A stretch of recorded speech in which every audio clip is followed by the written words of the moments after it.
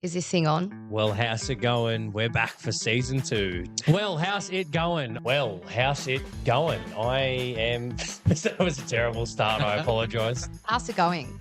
Welcome back. Well, how's it going? That was terrible. That was so bad. Well, how's it going? Well, how's it going? Well, how's it going? I'm not Ben, I'm Christian. I'm doing the intro. Well, how's it going? Well, how's it going? How's it going? We're back. Season 2. That was good too. That was actually good.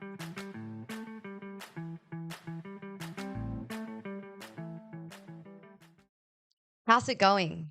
Welcome back. Thanks, Season mate. 2. Episode 2. 2, yeah. Mhm. Yep. I've got Christian, Thomasina, Katamatich, What? There's no need. Why Thomas is- Lav. That wasn't my point. Thomasina. There's just no need. Thomasina is so Italian. Domicino. What? Domicino. Domicino. And I have Benjamin Kenneth Spiteri, and I'm Madison Paige Phipps. And we are here for a market update. Full government names so unnecessary. Yeah, do you guys want our social security numbers as well? Put them in. American. Give them the tax file numbers. What are they going to do with my tax file numbers? Hopefully pay my tax. I hopefully pay my They're tax. going to steal your refund. We'll change the. I don't get a fucking refund, mate. The dogs. Must have a bad accountant. I was just going to say money bags over here. No, I don't get any. No, I get no fucking nothing. I don't think I've ever gotten anything back. Yeah, because you make so much money, they can't give any back. No, I swear They're paying people still more. get some back. Are we using this? I don't know. I don't really care. As long as Someone give me my tax back. as long as no one's admitting to tax fraud, we're okay. Oh, no, definitely not. No. Definitely No not. one is. Oh, Anyway, you just can't anymore. You can't get away with it. No, unfortunately Oh, not. my mum and dad also live next door to the tax office. I reckon surveillance is That's that real estate agent kid. No, really, they actually moved the tax office next to my parents' house. No tax fraud. Anyway, market update. You can cut whatever you want out of that. You got to run with it. At this point, I'm probably just going to leave all of it in. So Okay. if you do get arrested, it's not my fault. No, it's okay. Actually, probably not you. I think you were more so dobbing your parents in than anything. Sorry, guys. Just don't take my dogs. That's all. That's what she cares about. Anyway, monetary policy. So I'll do sort of the wider economic update as usual, and Ben and Maddie will take care of the Important stuff. Wow. Tell us how you really feel. Look, I was pulling data and we're recording this on the 19th of April. So this episode probably won't go up for a little while after this. So, take If it all anything's with a grain of salt. changed, soz.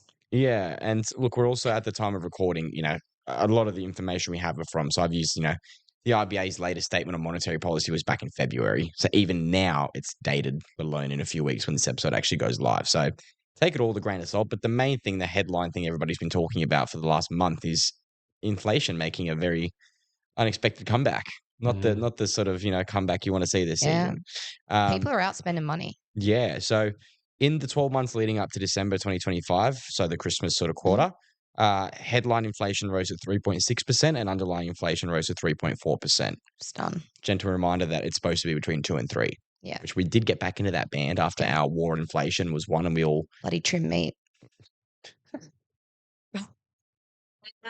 See, that's something I took away from season 1. Trimmed meat. Trimmed meat. She knows what it is now. Yeah. In the 12 months leading up to February 2026, headline inflation was at 3.7, underlying was at 3.3. So it spiked pretty heavily. Mm-hmm. The February and March RBA meetings this year, we've already seen 2 increases to the cash rate, which is very much against what the expectations were, going into the end of last year. Don't look at me like that, Nostradamus. Weren't my expectations. The RBA's forecast, by the way, so in its February statement of monetary policy, they're predicting that headline inflation is going to peak at about 4.2% in June this year, and that it won't be back within the target band until about June 2027. What does that mean? Basically means that inflation is not going to be back to where they want it to be for over a year, the next year and a half. Yeah. And that was back in February. That was before we've had a whole bunch of other I shocks. have a really to the good market, which I'll idea talk to about. how we could bring it down. How? Everyone just stop spending money. How about that? We wouldn't have But we need to live. No, except houses. a Everything else is off Sorry. limits. But how do we? Pubs, restaurants. You're all get out. clothing I actually was stores. driving down Crown Street today and I got to those lights there where Grilled is at the bottom. And I looked up at that, the bridge there. It was like a mosh pit going on in there. I've never not seen the mall so full. Like, Wollongong City Central is usually a ghost town. People are shopping. What about that yogurt place on the corner? Oh, yeah. There's about 1,000 I reckon that the people whole there. inflation rate of Freaking love 1% It's coming out of yogurt. is coming out of Yochi. It's so fucking good. And half of it is me. I've never been. And I'm the other half, I reckon. I've been a few times, but it's so good. It's so good. We'll have to go on an excursion. No, it's so good. Mukbang, I only get the same thing every time I go, though. I don't. I've never once got the same thing from that place. I'm like a little kid at Christmas, like on Christmas when I walk into that place. Like I'm the most boring bitch there, I reckon. I'm not. I actually genuinely look like a unicorn. I only get signature tart. Bad. Signature tart. That's it. Pistachio sauce and strawberries. That's it. This is the news that people came to hear off their market. Yeah, I actually think that this is what's going to be clicked. What's your Yochi order? It's going to be clipped 100%. But anyway, can we get back to the market update? Yes. That was such... You keep I on. want Yochi. Me too. We'll get it later. You know what? Next episode, we'll all have Yochi. Yeah, let's have Yochi. Good idea. Or we'll do an episode in Yochi. We'll go film. Oh, yeah, with the 800 kids on school holidays around us. School holidays is done now. It's all right. We're good. Okay. We're in the clear. That's fine. Anyway. The last day. Sorry. Yeah, the only other note I had on there is that the outlook that I mentioned, so they're saying it's probably not going to get back within the target band until June 2027 in terms of inflation, which is not good. Again, that doesn't take into account, since that statement, that was in February, we've already had a multitude of other shocks, which are going to shake that up even more, which I will talk about in a little bit. Yep. The labour market hasn't really changed since my last update, really. The labour market is still very stable. Unemployment is still sitting at about 4.2% for the 12 months leading to December 2025, which is still record lows. The participation rate and employment to population ratios remain at record highs as well. And there's still a degree of relative tightness in the labour market. So labour market's doing well. There's jobs. People have jobs. That might change. People have lots of money to spend. Apparently so. So they tell us. But anyway, GDP, so the economic growth in general, has actually proven quite resilient against what they were sort of initially thinking. So the near-term outlook was revised upwards. GDP growth rose to 2.1% in the September quarter. And data from the ABS shows that they still don't have the full, at the time of me doing my research last week, they didn't have the final figures for the December quarter, but they were predicting that GDP growth was going to go up to like 2.6%, which is surprisingly strong considering everything happened last year. So overall outlook, economic growth has proven strong despite the previous forecasts. We talked about all the shocks we had last year, especially with the tariffs and Donald Trump's war on everybody. That doesn't stop. It's only gotten worse. It's now gone from trade wars to actual wars. But anyway, the labour market is expected to remain quite stable. The only thing, obviously, is economists are predicting further rate hikes because inflation keeps spiking. In layman's terms, I basically put, cool, why is inflation so high, though? Okay, can we stop? I don't know why I said that like that. Did you just say lamey? You leave me alone, okay? I just want to go to bed. If you have a mortgage, brace yourself for more pain. Basically, it's not a good outlook if you have a mortgage. It's never is. If you had a mortgage on a variable rate, what would you do? Well, the problem is that the lenders have already, at the time of recording this, they've already jacked up all their fixed rates. So if you go to fixed rate, you've kind of missed the boat. Well, it depends how much higher you think they're going to go, really. I also had a note here saying, can Donald Trump please just stop bombing people? Because now I can't afford petrol. All right, we're back. We had to cut. Sorry. We're back. I was just basically asking Donald Trump to stop bombing people. And so there's been further developments since I did my research for about a week and a half ago. But a lot of the head economists in this country are now predicting that we actually are going to fall into a recession in the next few months. Which, even if you know nothing about economics, you know that recession is not a good word. Not a nice word. It's a buzzword for all the wrong reasons. Yes. The other thing, the RBA is now also starting to cite genuine fears of something called stagflation. So, stagflation. That sounds so scary. That sounds like a trip away. What, like a stag do? Are you thinking of Bucks parties? So the price of stag do's are going to go through the roof in the next 3 years. No, stagflation is actually a very scary thing in economics, though, to be fair. And basically what it is crazy runaway inflation, so very high inflation, but with complete, but whilst also seeing a significant decline in economic growth. Have we ever seen that? Not recently, not in the last few decades. Australia's had steady economic growth now for the better part of the last 30 years. Yeah. Wow. But what's that? So generally what happens, right, in basic economic theory states that when inflation is low, generally speaking, it means activity levels are going to drop a little bit too. So if inflation's high, your economy should then still be growing. Economic growth should be good. So they kind of work almost not counterintuitively, but they sort of balance each other. So if both of them are shit, there's something is really wrong. And the RBA is now citing that could be there's something they're concerned about because inflation is still going through the roof.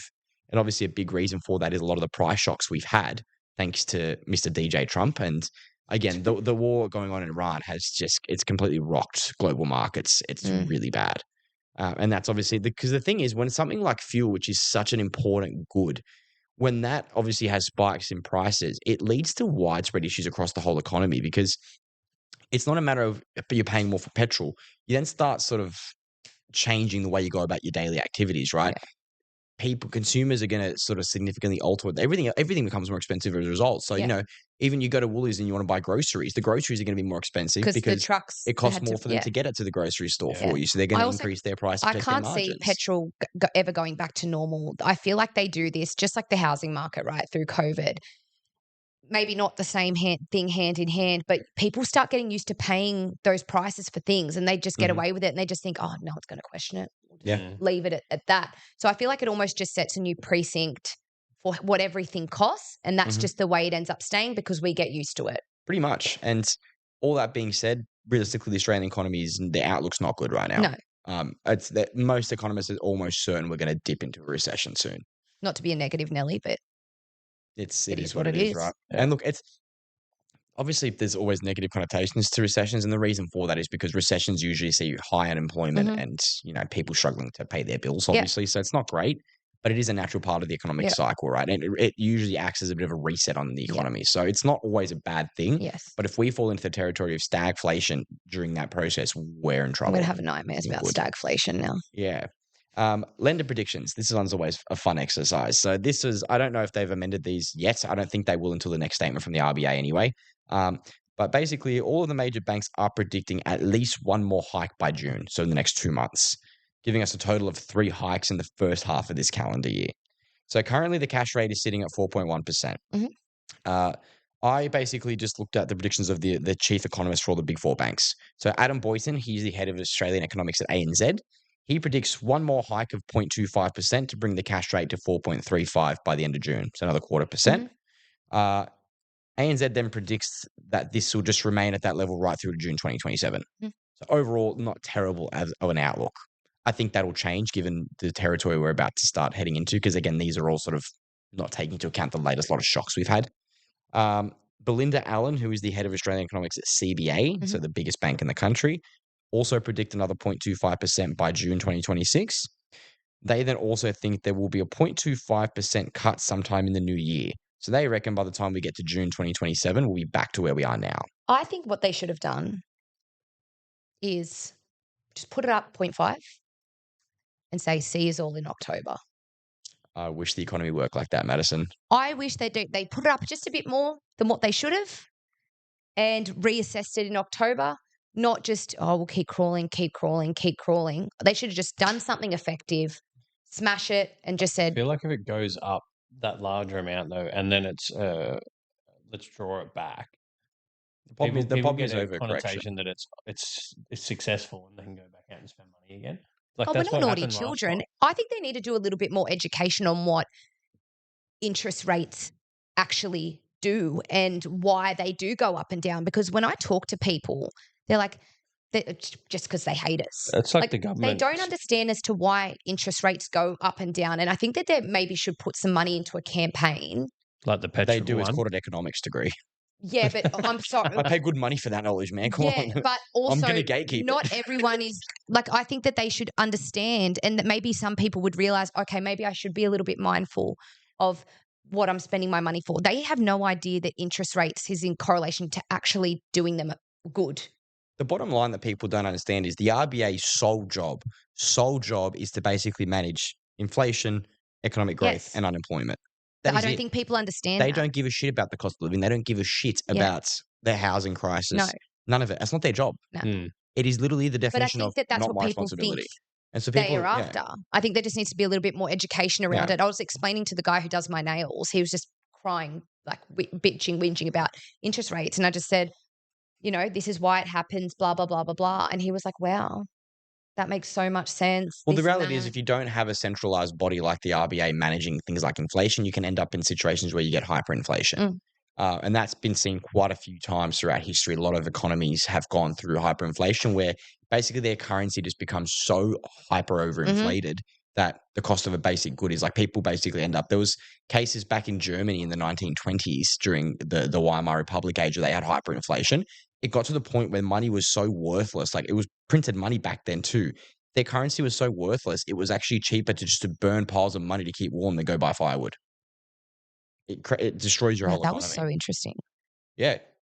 Like a loaf of bread that started costing you whatever it was, like a wheelbarrow, like 3 million marks. Started sewing your notes together for a blanket at night. Yeah. Back to lender predictions because they're always fun. NAB had the same predictions as ANZ. So one more rate hike this half of the year, and then it will stay constant for another 12 months after. Now, Westpac was an interesting one. So Lucy Ellis, chief economist for the Westpac Banking Group, is by far the most pessimistic out of all of them. She predicts another 0.5 by June, which would bring the cash rate to 4.6%. She then predicts another 0.25% in the second half of 2026, and then it'll stay at that level. So if her prediction is correct, that forecast would take the cash rate to its highest level since the GFC. I agree with her. Which is pretty crazy. Yeah. And look, me and her look like we're on the same page. Well, the reality is when you talk about one of the big things they talk about in economics is signaling, right? The fact that these economists are having these kind of predictions, the fact that we are actually getting our interest rates back to GFC levels is the biggest signal in all of economics that things are not looking good. Yeah. It was one of the worst recessions, the world had seen. Yeah.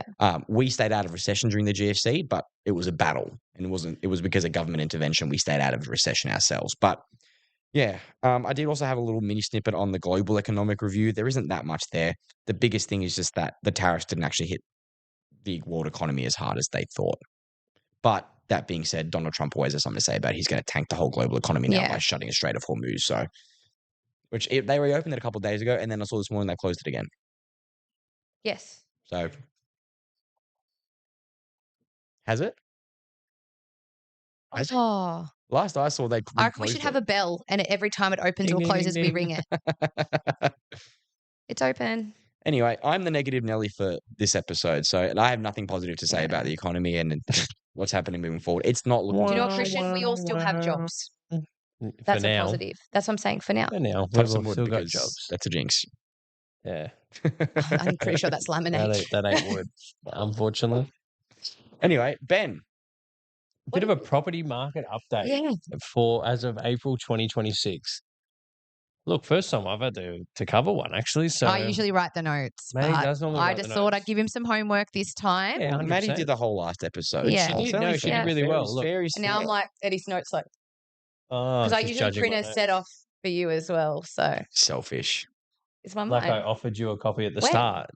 I thought yours was just double a copy at the start. Oh. No, have a read through. Like, I can run through, and if you want to throw your 5 cents in, I'm happy to leave. Yeah, I usually do. So, guys, how's the property market? How are things? Should I buy a house? Should I be selling? What should I be doing? It's steady. Oh, I hate you. But not a booming one. I hate you. I hate you so much. Yes, I agree with Madison's statement there. Madison too. Madison, good job. That was really good from you. Thanks. Oh, this is going to grind my gears. We're still getting growth, but it's slowed compared to the past COVID spurt, which was, nearly 3 years ago now? 5? 2021? True. Missed a few years. Yeah, I have. I've missed a few years there. Been asleep. Yeah, no sleep, unfortunately. So the market's cooled off a bit. I would agree. What would you think on that comment? Yeah. I think the data shows that the market has started to. How would you find it, though, from your personal experience? I've personally, business-wise, has slowed down the last few weeks. Yeah. I'm busy. We're getting less new inquiries. Oh, here we go. I am busy. No. Weirdly enough. Comes in waves in this industry. It does comes in waves. And right now, I'm on a good one. to be fair, I just came off the back of one. So even in spite of. But like in I have saying been that, busy, but it has. A lot of people are saying they are low on stock and, that's it. It just happens to be right now. It's always a way. I can't complain. I've had a really good 4 months leading up till now. Yeah. And I just on the weekend or Friday had my biggest sale ever. But yes. Beers on you. but yes, now I don't have much to sort of follow it up. So I'm going to have to jump on Mad's coattails there. Yeah. You're just going to have to eat 2-minute noodles for a few months. Biggest issue finding in the Illawarra is the lack of stock. Mm-hmm. Still getting a lot of buyer demand out there. We're sitting at about 700 properties in the, I say Wollongong Greater region, for about maybe since about Christmas. Maybe dipped 680 to 750. I think it might have cracked 8 December. Yeah. But it hasn't been long. It wasn't much. And then it went back to that like 700 mark. Yeah. This week, I've seen a massive influx of stock come on the market. Well, I just double-checked before we came on. We're sitting at 758. And it was 768 on Friday. So with obviously a few auctions happening yesterday. But that has been like the biggest number since before Christmas. One of the stats that got me, in the last 6 months, there was 1,779 properties sold as per REA in the Wollongong Greater region. Mm-hmm. And then the previous 6 months to that was another 102 properties. 12 at 1,891 for the 6 months before. So it's dipped. It has dipped. Not a massive amount. Like we're talking under 10% there, between 5 and 10% off the top of my head. But still a drop. Okay. Still a drop. Lack of stock coming onto the market, and also then a drop of properties actually that are selling. Yeah. So, what about listing times? Have you got anything on listing times? The average days on market was sitting between 30 and 60 days, depending on the type of property. Yeah. It seems to have blown out a bit. Look, I think it's always sort of been around that 30-day mark, but COVID was like, even the 2 years after that, you were under 30. You still get your fluke property that's like a villa, or, your standout properties that you could fluke within the first 2 weeks on market. Yeah. And selling it in the first week and just holding out to the second just to make sure you've, turned over every stone. But, yeah, look, you're looking at, about a month. Yeah. Yeah. The ones do drag on, but I'd say on average, yes, it's definitely gone up. Yeah. Prices holding strong near peaks. Houses are sitting on average. Houses are sitting between 1.2 and 1.3. Yeah. And units around 7 to 750, depending on location. Yeah. So there's still stock out there, and they're still fetching reasonable prices. Yeah. But uncertainty, I think, as well in the market. Rental market is mental. Yeah. We had an open home at a unit in Mercury Street within our office. 50 applications. 50 applications. Unit in Smith Street, 550, I think it was 600 a week. 24 groups, 12 applications. Like that is like COVID times. I think it's the affordable ones in particular. And, as stupid as that sounds, is under $600 really, that's the new norm for being an affordable rental. Yeah. That's where the demand is for sure. It's pretty crazy. The rental market's insane. Yeah. Yeah. One thing I'm sort of noticing as well, it's becoming more of a buyer's market. For sure. Balls in their court. Yeah, exactly right. There's, like you mentioned earlier, if it is one of those really sought after properties, that's where they've got to compete.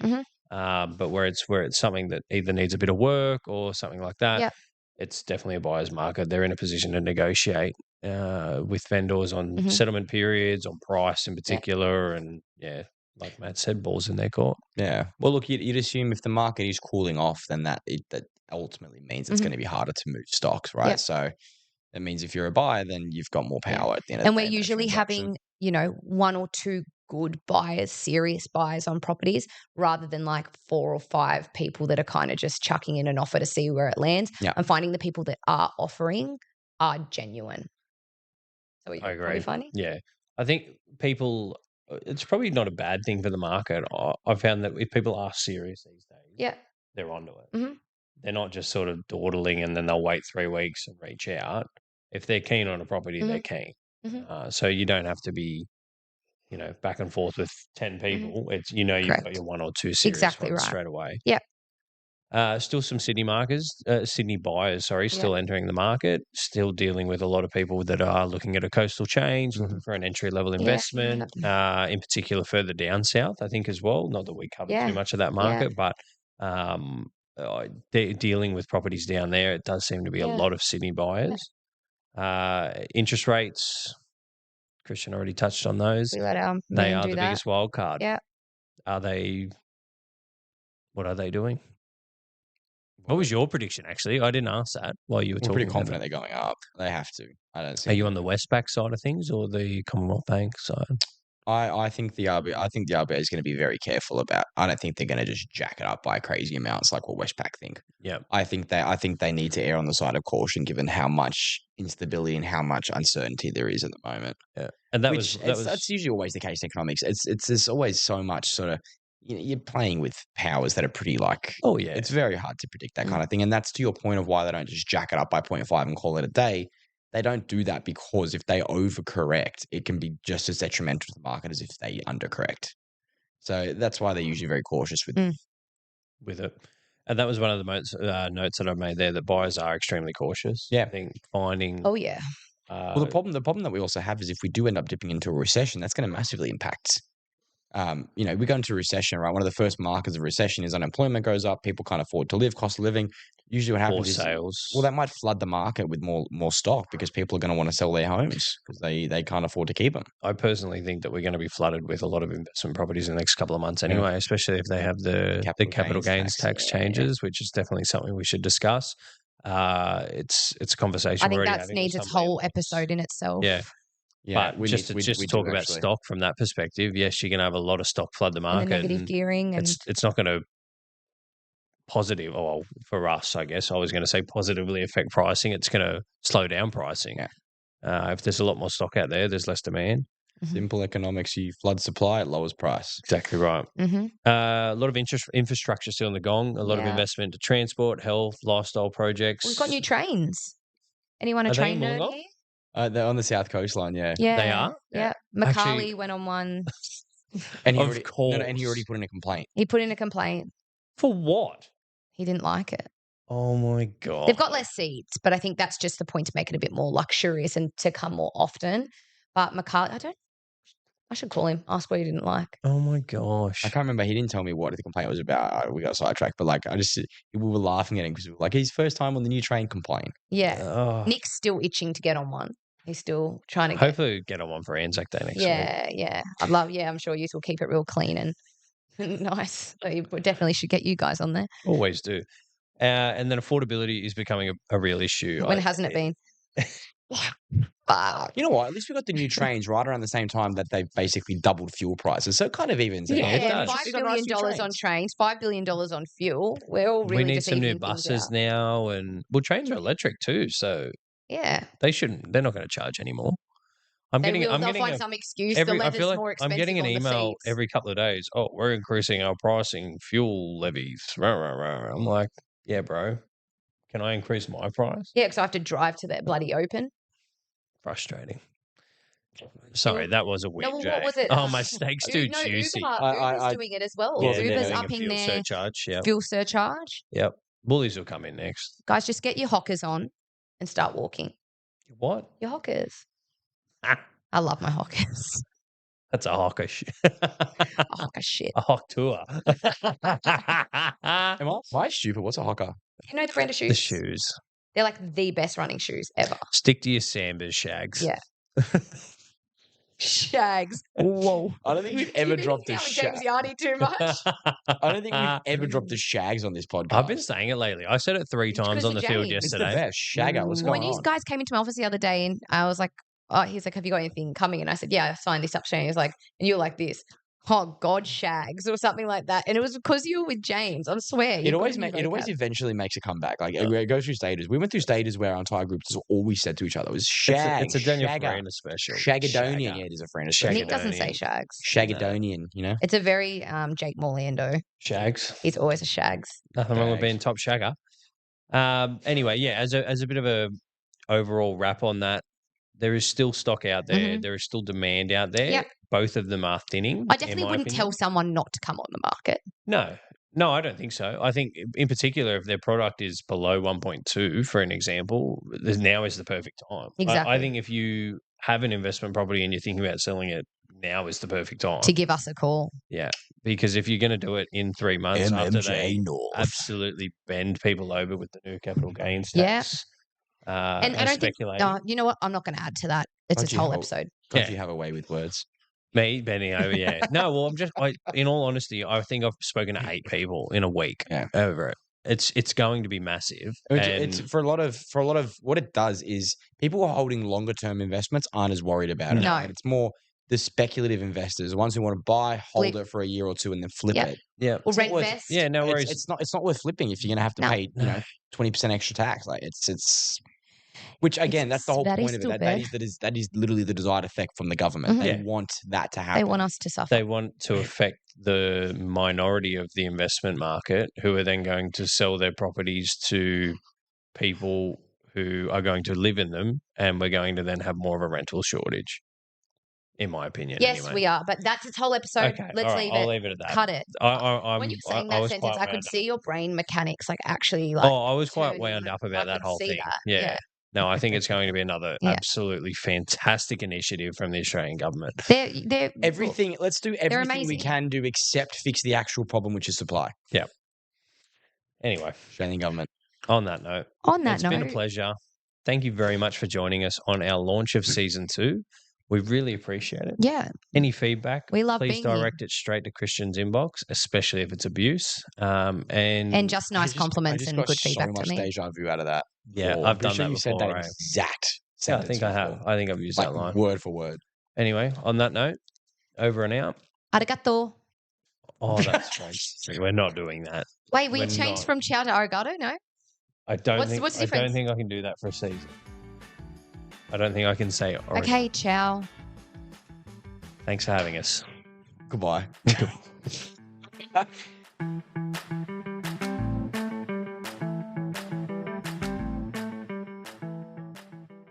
Everything presented in this podcast is for information and entertainment purposes only, and all advice is to be considered general in nature. It does not take into account your personal circumstances and financial objectives. Please consider if this advice is right for you and look to consult a financial professional.